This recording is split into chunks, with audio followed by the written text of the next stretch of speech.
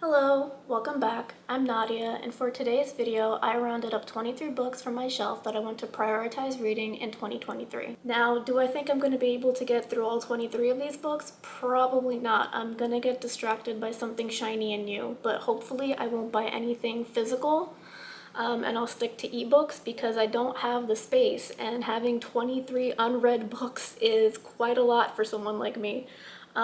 Some of these books have been on my shelf for years, and some of these books I bought in 2022, but they run the gamut in genre and length and style, so let's get started by starting with the older books that I have. The first book I have is A Ghost in the Closet by Mabel Maney, and Mabel Maney writes queer parody novels of Nancy Drew and the Hardy Boys, so this is a Nancy Clue and Hardly Boys mystery. I attempted to read this before and made it to page 87 but didn't continue, and I can't remember why, so hopefully I can restart this book and finish it this year. I remember reading the two other books in this series, The Case of the Not So Nice Nurse and The Case of the Good for Nothing Girlfriend, and enjoying both of them, so hopefully I'll enjoy this one as well. Next we have Monstrous Regiment by Terry Pratchett, and this is one of the Discworld novels. I have had this on my shelf for literal years. I can't even remember when I bought it. I hate this cover, it's so ugly. But yeah, this book is about Polly Perks. She disguises herself as a male soldier to fight in a war so that she can find her brother, and it turns out that the rest of the members of the regiment she's in are also women disguised as men. So I don't know why I didn't finish this book. The last time I attempted to read it, I stopped at page 152. So yeah, gonna restart this book and hopefully finish it this year or get rid of it if I don't like it. Next we have You Feel It Just Below the Ribs by Jeffrey Craner and Janina Matthewson, and I'll be completely honest, I bought this book because of the authors and I have no idea what it's about. Looks like I bought it because it was signed. But yeah, glancing at the back cover, it looks like it's a post-apocalyptic dystopian world. We have Dr. Miriam Gregory, devastated by grief and loneliness. She emotionally exiles herself, throws herself into her work, disengagement that serves her well. The war finally ends, new society arises in its wake. The new society forbids anything that may cause tribal loyalties, including traditional families. Suddenly everyone has to live like Miriam, and she becomes involved in implementing this detachment process. Her understanding of how to examine and manipulate the human mind becomes the basis of a program that will transform this new world and the lives of everyone in it. So Jeffrey Craner and Janina Matthewson worked on a podcast called Within the Wires together, and Jeffrey Craner is one half of the duo that is behind Welcome to Nightville, so I expect this book to be slightly creepy and intriguing. I hope it will be good. I have no expectations for this. I don't know what it will be like at all, so I hope I'm pleasantly surprised. Next we have Garth Nix's Sabriel, and I don't really know anything about this book except that there's a necromancer, so maybe there's some Locked Tomb vibes, maybe not. Yeah, I know this is my brother's favorite book, and it's been sitting on my shelf for a very, very long time without me reading it. It looks like I attempted to read it, and I got to page 164? That seems like a lot.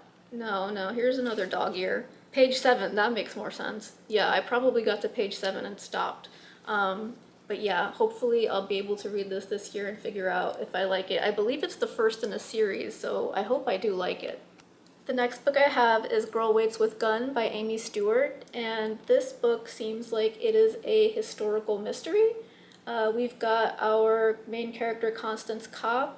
She and her sisters suffer a run-in with a ruthless, powerful crook. Constance leaves her quiet country life to team up with the local sheriff and exact justice. Okay, so it sounds like it's going to be action-filled. This cover is gorgeous.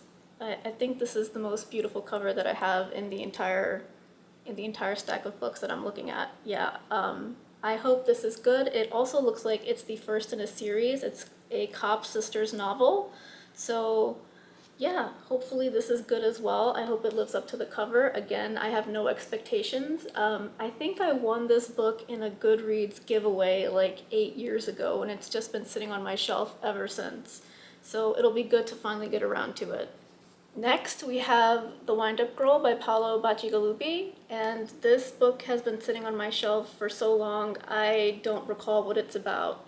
It looks like the last time I read it, I got to page 53, and I have no memory of what this book is about, so it'll be good to restart it and see if I like it. Let's see, once again, it looks like it's a post-apocalyptic dystopian world. Calories are currency. Anderson Lake is the calorie man in Thailand. Amiko is the wind-up girl. She's one of the new people, not human, but she's been abandoned on the streets. So maybe they team up to solve a murder or solve a crime or something. I have no idea, but it looks like it's going to be a pretty lush sci-fi world. So I am very excited to finally read this, and I hope I like it. The next two books I have are The Rise of Kiyoshi and The Shadow of Kiyoshi by F.C. Yee and Michael Dante DiMartino, and these are books that take place in the Avatar: The Last Airbender universe, and to be completely honest, I have no idea why I haven't read these. I bought these when they came out. I love Avatar Kiyoshi, and I would do anything to know her backstory, and I could have known her backstory for many years now, but I never read these. So I'm really hoping to get to these because I really want to know the life story of Avatar Kiyoshi. And a couple months ago when I was in a bookstore, I saw that the next, or I don't know how many books in this series are out, but I saw the next Airbender book and I wanted to be able to read that. So hopefully I can make it through these and figure out what the rest of the series is like and make it through the rest of those books as well. The next books I have are newer books that I bought in 2022. I moved here in 2022, and before I moved, I unhauled 6 medium-sized boxes of books.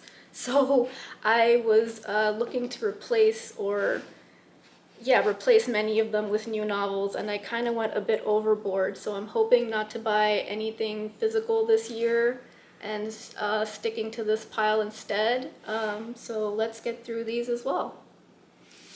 The first book I have here is Daisy Jones and the Six by Taylor Jenkins Reid, and the only thing I know about this is that it's a book written in an interview format about a band called Daisy Jones and the Six. I read The Seven Husbands of Evelyn Hugo last year and really enjoyed it, and that's why I picked up this book, because I wanted to read more Taylor Jenkins Reid, and then I never got around to it, so hopefully I get around to it this year.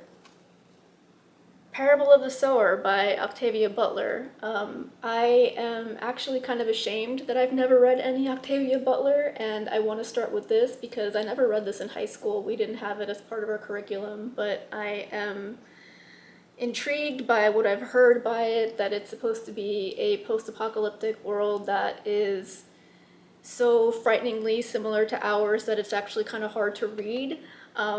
I don't know if I'll be able to work myself up to reading something like that this year because I don't necessarily want to have like an existential crisis, but we'll see. Maybe it'll be cathartic. But yeah, so Parable of the Sower by Octavia Butler.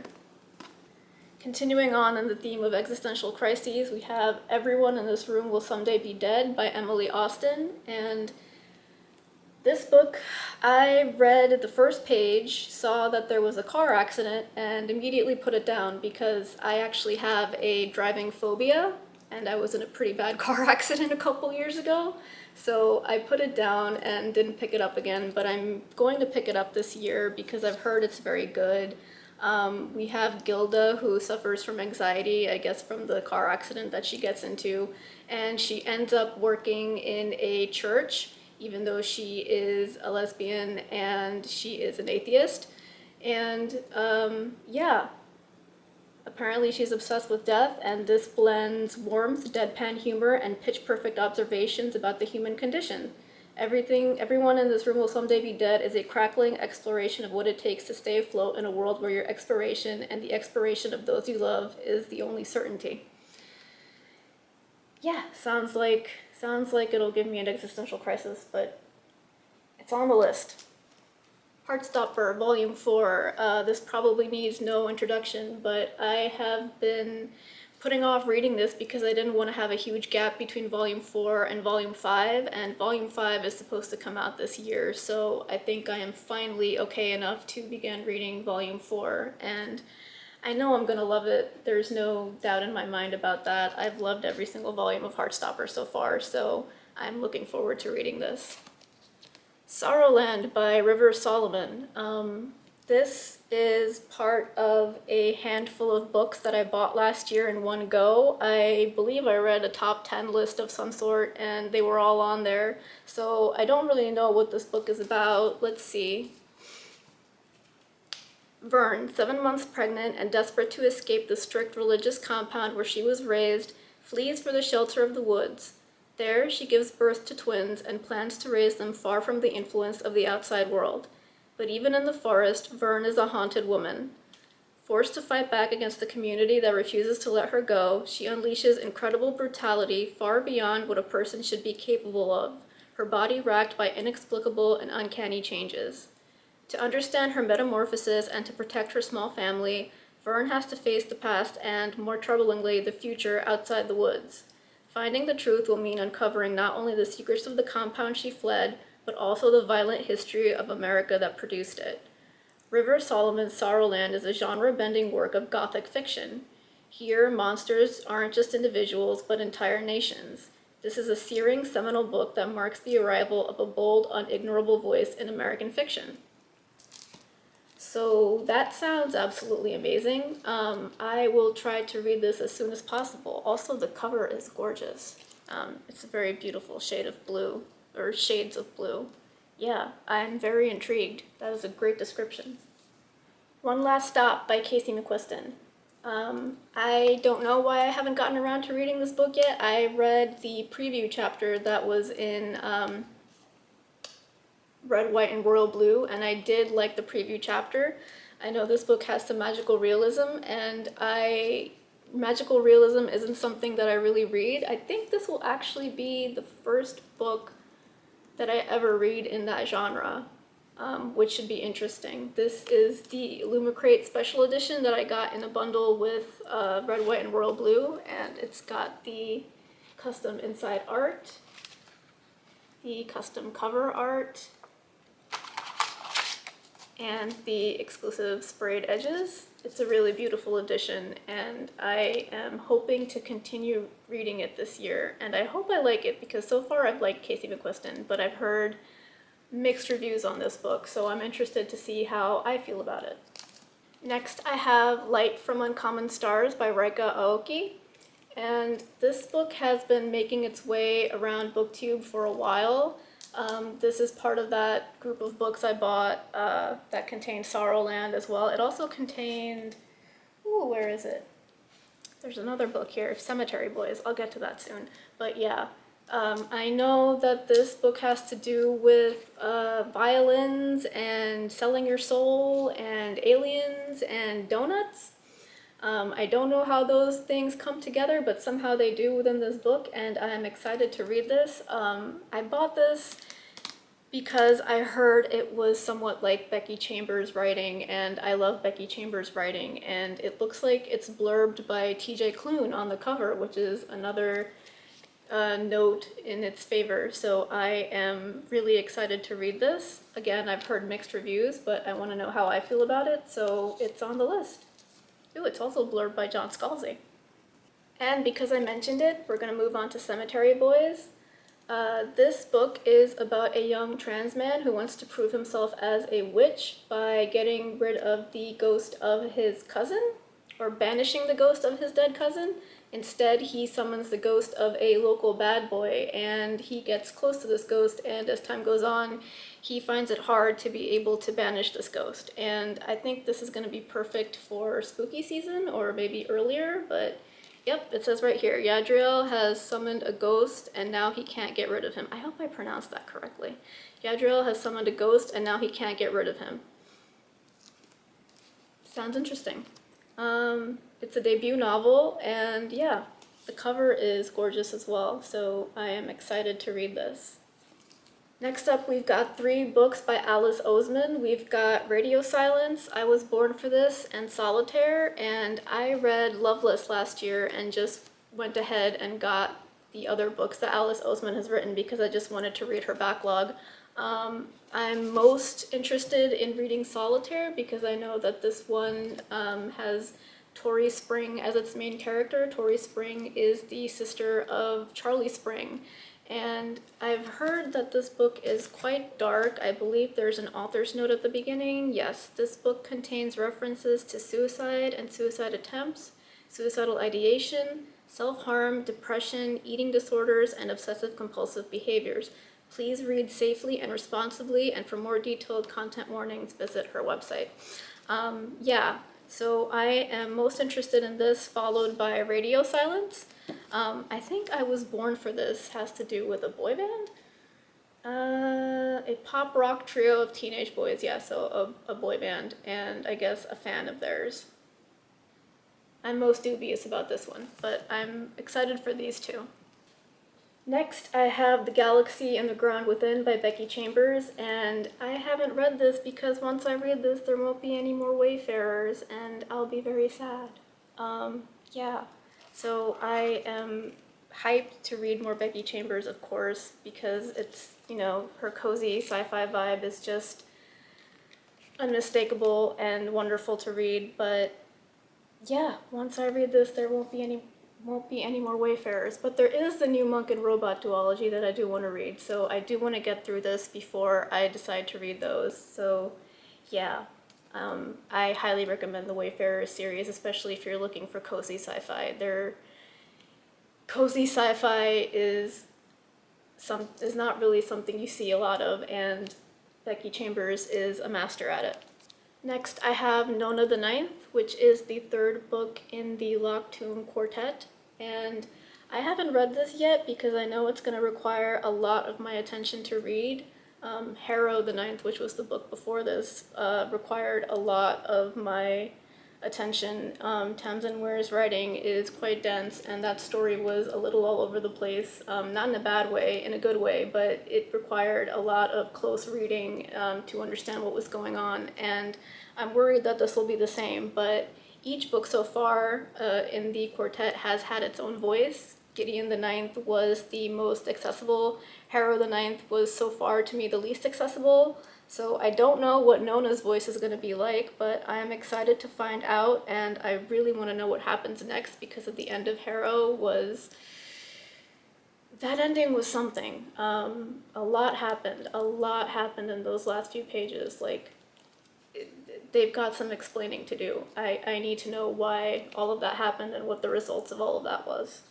Next, I have The Atlas Paradox by Olivia Blake, and I got this mostly because of the twist in the Atlas 6. I wasn't really here for that book entirely. It was mostly okay, but the twist is what got me, and I needed to know what happened after that twist, so I got this, but I haven't read it until now because the writing is quite dense, and there's a lot of characters to keep track of, and I know it's going to take me quite a while to read it. The Atlas 6 took me quite a while to read it, so I'm a little apprehensive going into this, but I know I want to read it this year so that I can find out why that twist happened and what's the result of it. Last but not least, I have Babel by R.F. Kuang, and I've been scared to read this because I am so worried that it won't live up to my expectations. It was one of my most anticipated reads for last year, and I got it in the mail and put it on my shelf and have just been staring at it ever since. So I know I need to read it because I already pre-ordered her newest book, Yellowface, for this year, but I do want to read this book before I break into that. Also, I finally read A Secret History by Donna Tartt, which this book is in response to, so I kind of want to get into this because I didn't really like A Secret History, so I am interested to see if I like this, and I'm interested to see what, in effect, it is responding to. So these are the books I want to prioritize reading in 2023. Will I get to all of them? Probably not. I'm hoping I get through most of them. I'm hoping I get through at least the ones that I bought in 2022. I don't know if I will get to the older ones. I might just unhaul the old ones because they've been on my shelf for like 10 plus years at this point. Yeah, that's not the greatest. But yeah, 23 books for 2023. Hopefully I hit some of them. Hopefully I read Babel. I really want to read Babel. I did start. I'm on page 47, so hopefully I keep going. It is fairly chonky, but I am determined to read this. Yeah, it looks like it's going to be quite the full year, and I am excited to dive into all of these books. So thank you for watching, and I will see you in the next video. Bye.